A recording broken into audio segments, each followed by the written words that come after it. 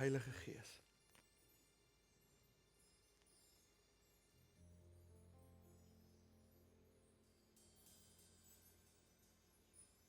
Dankie dat U nooit verander nie. En elke verhaal wat ons van kindwees af gehoor en gelees het, elke Bybelstorie, kan ons vandag inspireer, kan ons motiveer en kan ons op 'n plek van geloof en vertroue bring. Maar meer belangrik as dit bly nie net by stories wat in 'n boek vasgevang is nie, want U leef in ons harte. En ons beleef hierdie God elke liewe dag. And you were there, but you are also here right now. U is hier, Here, U is hier. U is hier, en daarom maak ons harte oop vir U, Here, sodat U ook in ons lewens dinge kan kom skuif. Dat U ons by daardie plek kan bring waar ons nie net stories van ouds vertel nie, maar stories van vandag en stories van nou, oor dit wat U nou doen in ons lewens, Here. Want U werk elke liewe oomblik aan ons. U motiveer ons, U gee ons hoop, U gee ons 'n toekoms, U gee ons iets waarin ons kan vashou, Here. En ek bid vandag dat terwyl ons in die woord inklim, dat elke skrif iets in ons lewe sal kom wakker maak. Here, kom bring ons op 'n plek waar ons hierdie woord lewendig sal sien beweeg in ons lewens. Sodat dit van vandag af elke dag 'n verskil maak in die manier hoe ons die wêreld beskou, die manier hoe ons lewe, die manier hoe ons opstaan en die manier hoe ons gaan slaap. Dankie Heilige Gees vir wie U is en dankie vir U betrokkenheid in ons lewens. Ons het U so lief en ons waardeer U. In Jesus se kosbare naam bid ons dit.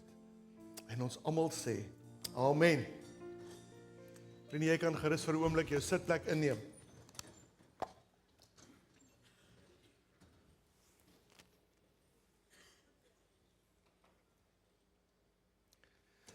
Stilte. In die eerste week van hierdie reeks waarmee ons besig het met kunstenaars van die stiltes, het Matthys ons gevra om net vir so 'n minuut stil te bly. En dit is snaaks, hoe kort 'n minuut is, maar hoe lank 'n minuut voel, as jy probeer om stil te bly en aan niks anders te dink en nie te vroetel en met iets besig te wees nie. Dit word lank. Maar jy sal saam met my stem dat stilte nooit werklik stilte is nie. Want selfs in daardie minuut van stilte wat ons beleef het, was jou gedagtes besig. En het jy aan goed gedink? Miskien het jy gedink, Vaderland, hoe lank is hierdie minuut nou? Of miskien het jy aan iets heeltemal anders gedink, dalk iets by die huis of by die werk, of jou eie gedagtes het deur jou begin maal, maar dit was verseker nie stiltes nie, want dis juis in daardie tye wanneer ons dink dit raak stil, wanneer ons gedagtes op ons skree. En partykeer is daardie geraas wat ons hoor van ons eie gedagtes oorverdowend. En dis waaroor hierdie reeks gaan, om in tye wanneer ons stiltes beleef, en nou praat ek spesifiek van stiltes waar ons dalk nie God se stem hoor nie, of jy voel jy praat met die Here, maar daar's net stilte. Daar's niks anders nie. Hoe die Here kom en op hierdie blanke canvas, hierdie doek, wat ons dink leeg is, iets kom skilder, want hy is altyd aan die werk, veral binne in ons stiltes. So 'n kunstenaar is iets, of is iemand wat iets uit niks uit kan skep nie, né? Jy gee vir hom 'n stuk klei, wel nou nie niks nie, hy daarom 'n middel om mee te werk. Gee vir hom 'n leeddoek en hy gee vir jou 'n skildery. Gee vir hom klei en hy maak vir jou iets moois daaruit. Of staal, of wat die medium ook al mag wees waarmee hy werk. En dit is presies wat die Here ook doen. Juis in hierdie tye van stilte, hierdie tye van niks, kom die Here en hy skep. Maar die feit is, in hierdie stilte het die Here vir jou en my iets gegee, wat ek en jy moet gebruik.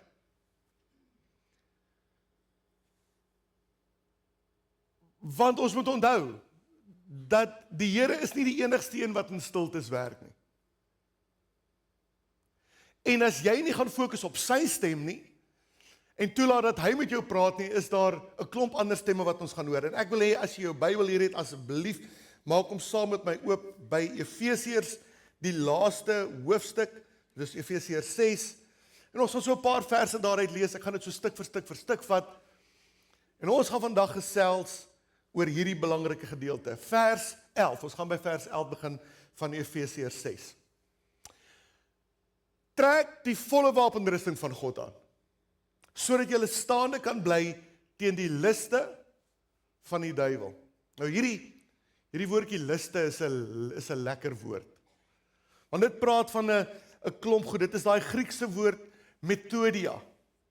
En dit praat van sy strategieë, sy planne, dit praat van taktiek, maar dit praat ook van bedrog. En die Engels stel dit so uit, sê, it's his cunning arts, deceit, craft, trickery. Dis hierdie liste van die duiwel. Hoe hy ons probeer uitvang. Vers 12. Want ons worstelstryd is nie teen vlees en bloed nie, maar teen die owerhede, teen die magte, teen die wêreldheersers van die duisternis van hierdie eeu, teen die bose geeste in die lig. Ek en jy moet heel eers erken, daar is 'n stryd. Hier rondom ons is daar 'n geesteswêreld, en binne in hierdie geesteswêreld is daar 'n stryd. En baie keer, en as jy eerlik is met jouself, sal jy saam met my stem, baie keer veg ons teen die verkeerde vyand. Want ons hoor hoe mense ons sleg sê. Ons kom agter hoe mense ons te nakom. Hoe hulle ons seermaak, hoe hulle simpel goed vir ons sê.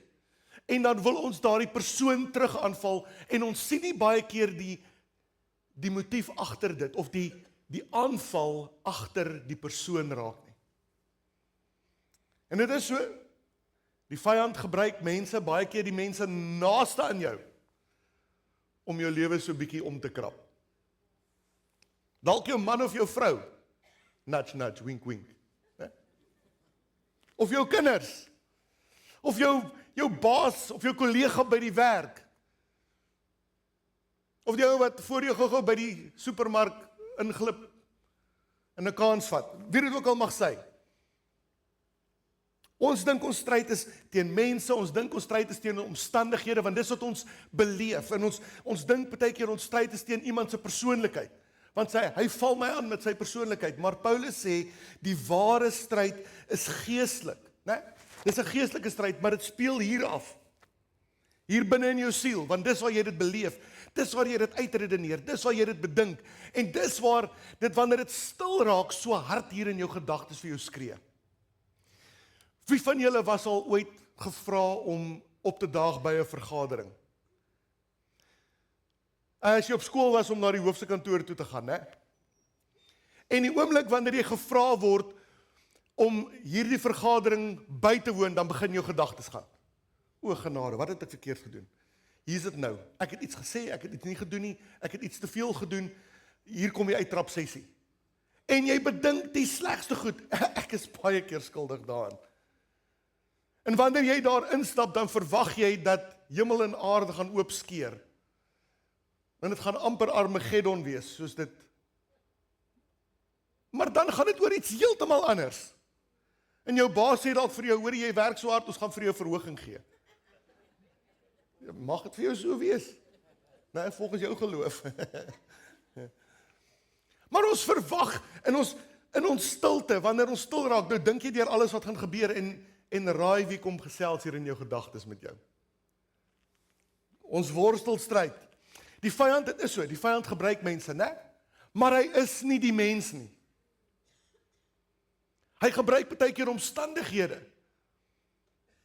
En ons moet reg wees om dit te kan identifiseer. 1 Petrus 5 vers 8 is hierdie fantastiese mooi skrif. Hy sê, wees nugter en waaksaam. Want julle teestander, nie jou buurman of buurvrou nie, né? Julle teestander, die duiwel, loop rond soos 'n brullende leeu en hy soek wie hy kan verslind. As hy jou in die hande gaan kry alleen, gaan hy jou opvreet. Hy gaan jou probeer verslind. En as ons dink die duiwel gaan ons uitlos net omdat ons ons lewens vir die Here gegee het, dink weer. Hy wil jou juis verslind omdat jy 'n kind van die Here is. Hy wil juis jou lewe vernietig. Nou ons het reeds gehoor dat hy werk met liste, hy werk met strategieë en hy werk op slinkse maniere. En hier is sy vernaamste metodes hoe hy ons aanval. Ek het 4 van hulle gou neergeskryf. Eerstens, hy val jou aan met leuns. Want Johannes 8 vers 44 sê, hy is die vader daarvan. Hy is die outeur van leuns. En hy probeer jou laat glo dat jy nie goed genoeg is nie. Hy probeer jou laat glo dat God jou vergeet het, dat hy nie belangstel in jou nie. En hy wil hê jy moet glo dat jou sonde te groot is. Dat jou sonde groter is as God se genade. En dat jy verlore is. Tweedens, versoeking. Hy kom val jou aan. Hy weet waar jou swak plek is. Hy weet dat as daar 'n koevertjie met geld lê, gaan dit vir jou 'n uitdaging wees. Of selfs 'n werk se pen.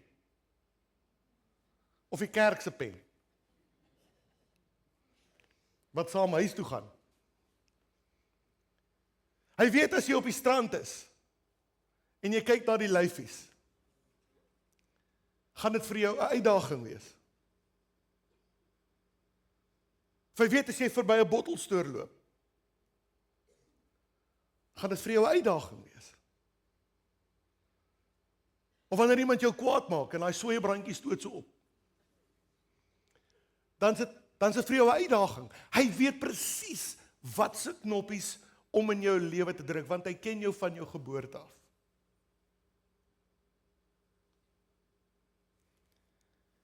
Hy gaan jou in die versoeking bring, maar Johannes 1 vers 14 sê, elkeen word versoek as hy deur sy eie begeerlikheid weggesleep word. Dit is so belangrik dat ek en jy sal verstaan, dat jou begeerlikheid, dit wat vir jou aanloklik is, as jy jouself gaan toelaat, gaan jy jouself oorgee daaraan, hè? En dis hoekom hierdie geestelike geveg so belangrik is, dat jy sal weet hoe om dit te kan counter, hoe om 'n teengeveg te kan loods. Die derde ding is aanklag. Openbaring 12 vers 10 sê, die aanklaer van ons broeders. Die duiwel probeer jou aankla en hy wil jou skuldig maak voor God, selfs nadat die Here jou vergewe het. Hy gaan aanhou om jou skuldig te laat voel, en dan die laaste ding wat hy doen is hy lei jou gedagtes af. Hy het dit met Eva gedoen, heel aan die begin van tyd. Gedagtes afgelei van dit wat die Here gesê het, en hy het vir haar iets aanloklik gewys. En die duiwel doen dieselfde ding, hy wil jou fokus wegskuif van God af, van jou roeping af, van gehoorsaamheid aan die woord af. En as hy dit reg gekry het, dan mors hy jou tyd, letterlik.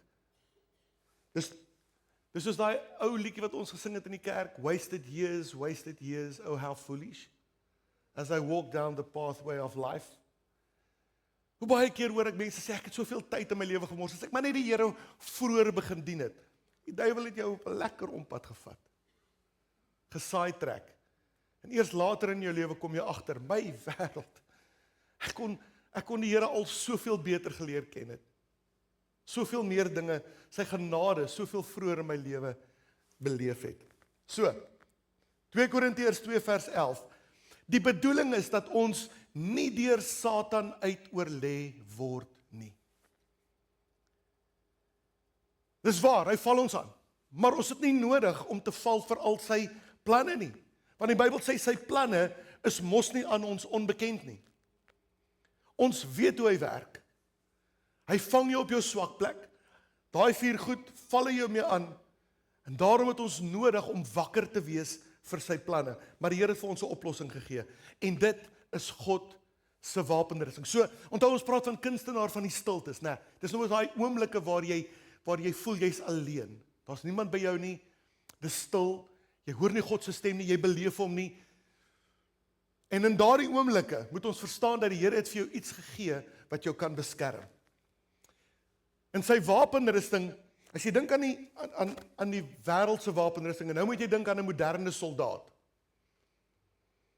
'n Moderne soldaat dra koelvaste klere en hy het allerlei dinge om hom te beskerm. Want dit is 'n fisiese ding. Dis iets wat jy moet aantrek om jou te beskerm. Maar in ons geval is dit nie so nie. God se wapenrusting is gemaak om jou gees en jou denke, jou siel te beskerm. Want jy gaan nie fisies rondloop heeldag met voelkiet uitgeklee reg vir aksie nie. Maar binne in jou siel, in jou gees, in jou gemoed, in jou onderbewussyn, dis waar die geveg aan die gang is. En ek wil vers 13 van Efesiërs 6 vir jou lees. Dis nie op die skerm nie. Neem die volle wapenrusting van God op. Die volle wapenrusting. Let op, dis God se wapenrusting. Dis nie joune en myne nie. Dis syne. Dis nie 'n mens se wapenrusting nie.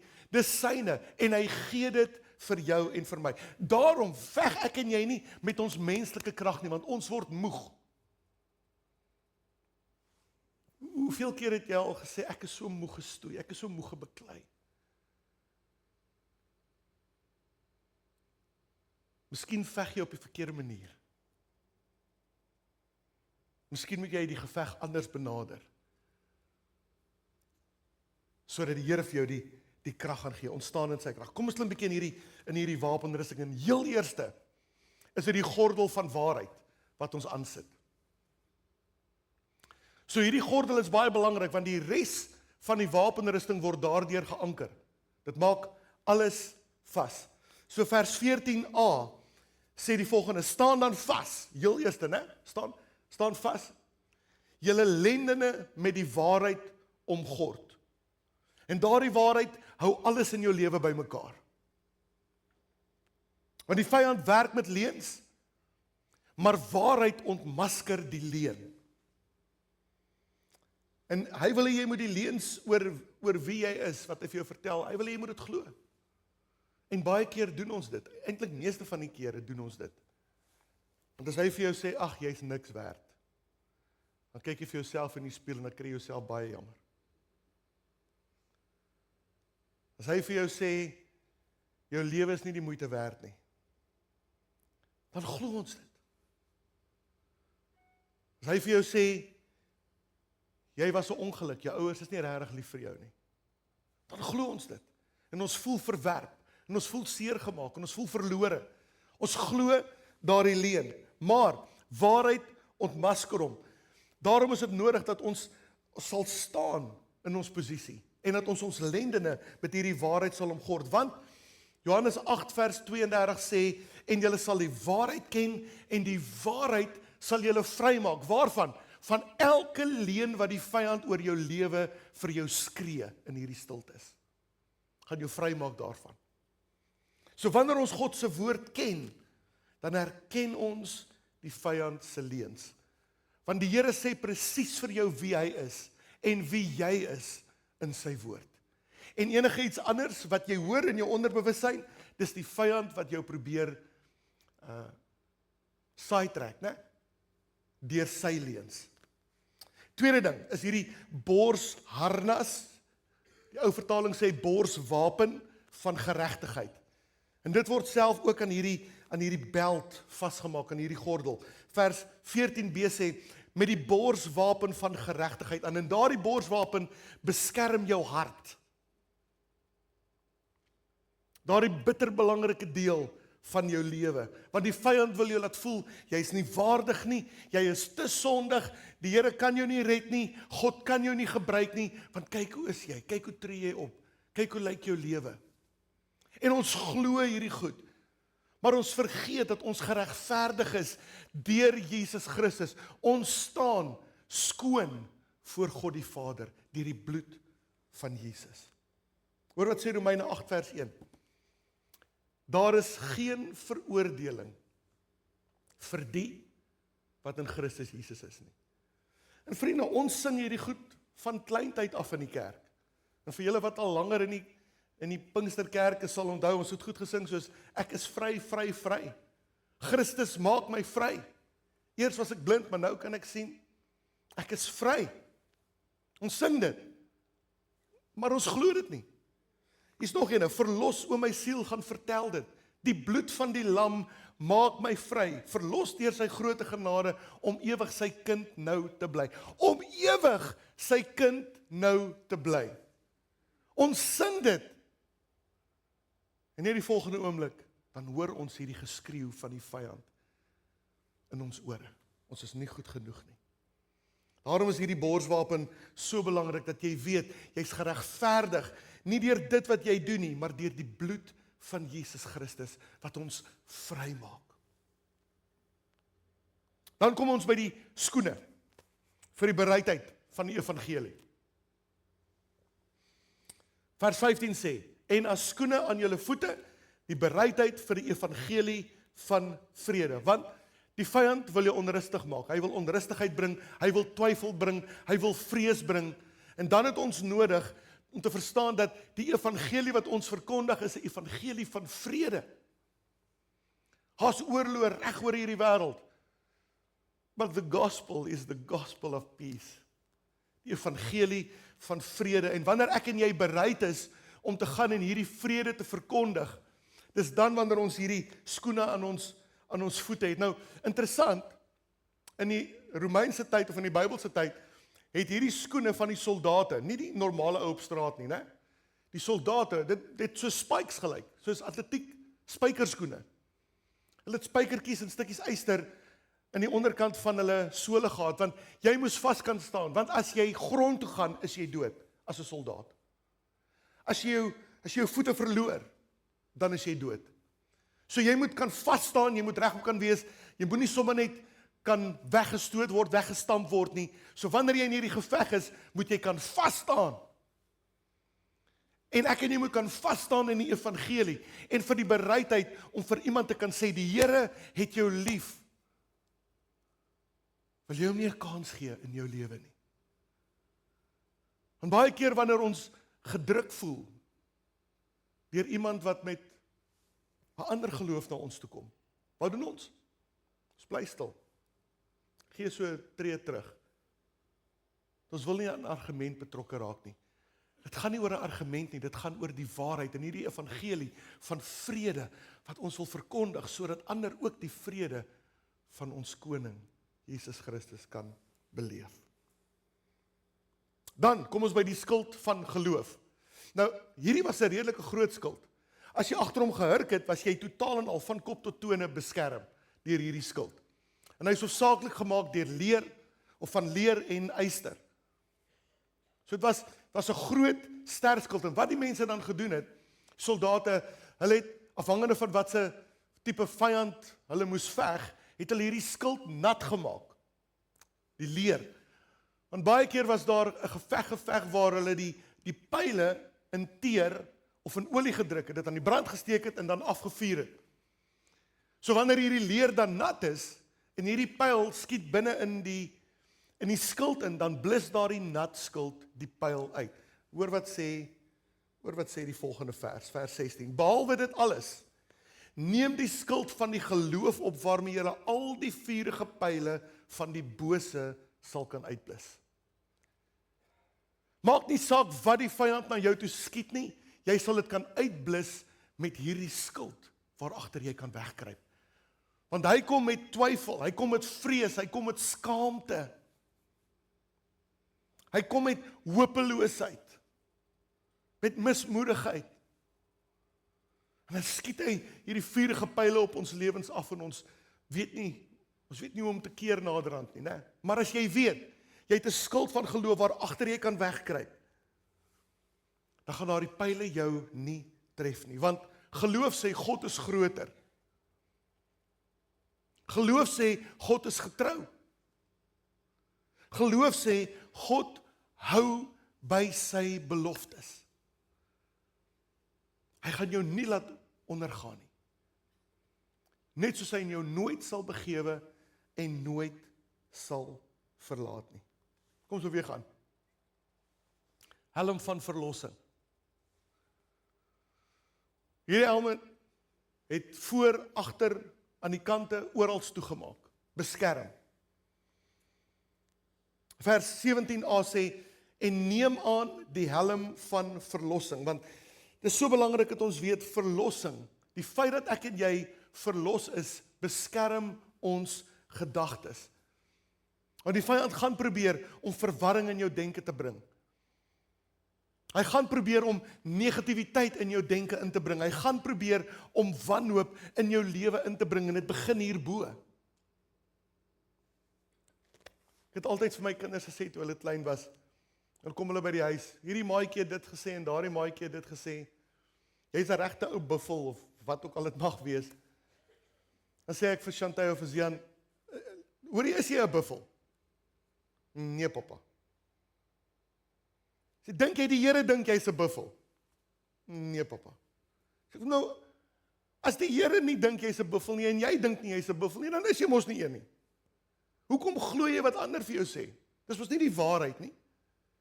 Maar ons is so vinnig om dit wat mense vir ons sê aan te trek en dit te sien as die waarheid. En dan raak ons hier binnekant, raak ons mismoedig. En ons voel verklein neer. En ons voel niks werd. Maar die helm van verlossing herinner ons dat ek en jy aan Jesus behoort. Ons is verlos. Jy's vry. En die wonderlike ding van dit alles is, jy's nie net verlos daardie dag wat jy jou lewe vir die Here gegee het nie. Elke dag is jy verlos en vry. Elke dag is God se genade nuut en vars vir jou en vir my. Dit stop nie by bekering nie. It is ongoing. Vir so lank soos wat jy leef. En dan, in jou linkerhand het jy hierdie skild, en in jou regterhand het jy die swaard van die Gees. Nou, Ou Testamentiese swaarde was met 'n spesifieke doel gemaak, is 'n kort lem. So hy was nie regtig gemaak vir kap nie, hy is eintlik gemaak vir steek. Stewige, kort, sterk lem, sodat jy deur die wapenrusting van die vyand kan dring en hom 'n doodskoot kan gee. En uit hierdie wapenrusting uit is dit jou enigste offensiewe wapen. Al die ander goed is daar om jou te beskerm, maar die swaard is daar om aan te val. En hoor wat sê vers 17b. En die swaard van die Gees moet jy opneem. Dit is die woord van God. Vriende, dis hoekom dit vir ons belangrik is dat jy hierdie woord van jou sal opneem, sal lees. Dat jy dit jou eie sal maak.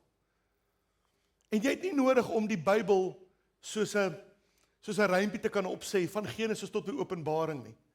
Jy het nie nodig om 'n bladsynommer te kan ken en te kan weet presies watter hoofstuk, watter vers dit sê nie. Jy het nodig om die skrif in jou hart te hê. Want toe die duiwel vir Jesus kom aanval het hy nie vir hom gesê in Numeri 6 vers 33 staan dit en dit en dit nie. Alhoewel hy dit geken het hy vir hom gesê daar staan geskrywe.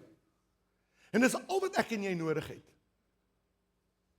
Is om die skrif in jou hart te hê, sodat wanneer die vyand jou aanval, dat jy vir hom kan sê, daar staan geskrywe. En hoe beter ons die skrif ken, hoe groter en hoe beter is hierdie swaard waarmee ons kan aanval en om 'n doodsteek kan gee. Onthou in ons gedagtes, né? Hierbo. So ken die Bybel, gebruik die Bybel. En dan, ek wil vra die aanbiddingspan gaan na vore toe kom. Alles word saamgevat, hierdie wapenrusting word geaktiveer deur die krag van gebed. Hoor wat sê vers 18. So nou het ons alles aangetrek, né? Staan dan vas, lendene met die waarheid omgord, borswapen van geregtigheid, skoene van bereidwilligheid vir die evangelie, helm van verlossing, skild van geloof, swaard van die Gees. Ons is gereed vir aksie. Nou sê hy, terwyl julle met alle gebed en smeking by elke geleentheid bid in die Gees. Want hoekom? Dis waar die vyand ons aanval. In ons onderbewussyn, en juis daartoe waak met volharding en smeking vir al die heiliges. When the going gets tough, the tough gets nee, praying.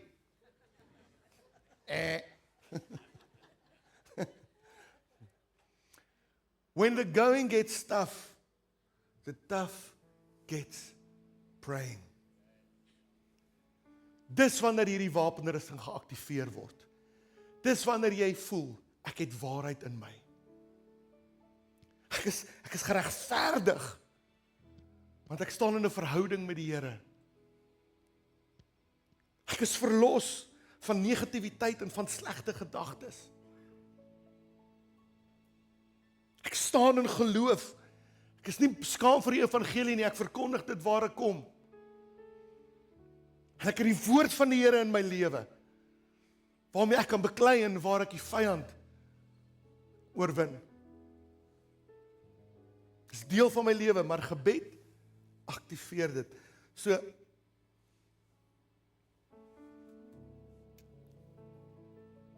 ek wil vandag vir jou 'n gebed doen.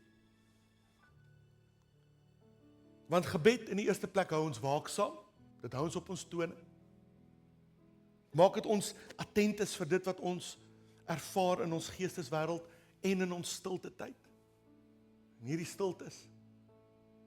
En dan verbind dit ons aan God se beloftes, want sy beloftes lees ons in sy woord. Dit gaan nie net ewe skielik na jou toe in 'n droom, wel dit kan, die Here kan dit seker doen, hè. Maar as jy die woord lees, dan hoor jy sy beloftes en jy kan dit jou eie maak. Jy bære dit in jou hart vir wanneer jy dit nodig het. En gebed maak jou sterk. Get on your knees and fight like a man. Maak jou sterk, het gee jou die autoriteit om op te staan en in oorwinning te kan leef. So ek wil vir jou 'n gebed doen. En binne in hierdie gebed gaan ons seker maak dat jy geklee is met God se wapenrusting. En as hierdie geveg wat in jou stilte tyd, praat van stilte tyd waar jy dink jy's alleen en waar die vyand leuns vir jou kom vertel, dat jy juis in hierdie tyd geaktiveer sal word deur gebed en verstaan hoe hierdie wapenrusting jou beskerm. Want 'n stilte tyd, 'n tyd van stilte in jou lewens, sonder die wapenrusting, maak dat jy ten gronde gaan. Maar wanneer jy beklee is en wanneer jy gereed is vir aksie en vir oorlog, dan gaan jy die een wees wat oorwin. So daar waar jy is, ek wil vir jou vra, net jou oë vir 'n oomblik toe te maak. En dan gaan ons saam bid. Here, ek dank U vandag dat U ons hierdie wapenrusting gee. Nie om ons liggaam te beskerm nie. Nie om ons gees te beskerm nie, Here, maar om ons emosies, ons denke, ons onderbewussyn, ons gedagtes te kan beskerm teen die aanval van die vyand, want dis waar hy met ons oorlog voer. So ek dank U, Here, dat ons lyf, ons lendene omgord kan wees met die waarheid. Ek dank U dat ons hart beskerm kan word, dat ons weet ons is geregverdig deur die bloed van Jesus Christus. Ons het die borswapen van geregtigheid aan, Here. Ons het die skoene aan vir die bereidwilligheid om die evangelie te verkondig en om staande te bly wanneer ons geloof getoets word en ons godsdiens getoets word. En dan, Here, het ons hierdie skild van geloof waar agter ons kan skuil. En ons het 'n helm aan van verlossing om te weet. Maak nie saak wat die vyand vir ons fluister in ons ore nie. We've been set free by the blood of the Lamb. En laastens het ons hierdie swaard van die Gees in ons hart, in ons hand waarmee ons kan oorlog voer en waarmee ons kan steek en waarmee ons kan slaan en waarmee ons die vyand kan verslaan. Gereed vir aksie, Here. Gereed om uit te gaan, gereed om in hierdie stiltes waar ons gedagtes en waar die duiwel juis op ons wil kom skree, waar ons in oorwinning kan opstaan, want ons weet ons is reg vir hierdie geveg. Mag U ons help, Here, dat ons elke dag in gebed nader aan U sal kan kom. Elke belofte wat daar is in die woord oor ons lewens sal kan vasmaak en sal kan staande bly juis in hierdie tyd van stiltes, sodat U in en deur ons lewens hierdie kunswerk na vore kan bring. En ons dankie daarvoor in Jesus se kosbare naam. Ek wil net gou 'n laaste ding noem. Martelise, hulle gaan vir ons so lekker 'n lied van oorwinning sing, waarmee ons hierdie diens gaan afeindig. Maar voordat hulle gaan sing, wil ek hierdie vir jou noem. Ek hoor gereeld dat mense sê dat jy moet elke dag die wapenrusting aantrek. En is reg. Maar dink gou 'n bietjie hieraan. Jou geestelike wapenrusting is nie soos jou klere wat jy uittrek sodat jy jou pyjamas kan aantrek nie. Of as jy nou klaar in 'n geveg was en jy het met die duiwel beklei, dan trek jy die wapenrusting uit nie. Nee. Jy hou die wapenrusting aan. Want baie keer kom val hy jou juis in jou slaap aan. Daar waar jy weerloos is, daar kom werk hy in jou gedagtes. So hou die wapenrusting aan. Wanneer jy in die oggend wakker word, al wat jy doen is jy sê, dankie Here dat ek van kop tot tone beklee is met die wapenrusting en ek is reg vir hierdie dag. Wat ook al die vyand my pad langs gaan bring, niks gaan my onderkry nie, want ek is gereed. Ek is kragtig, gereed vir aksie. En dan bevestig jy net wat jy alreeds weet. En dit is dat die oorwinning joune is, want die geveg is nie jou geveg nie. The battle belongs to God.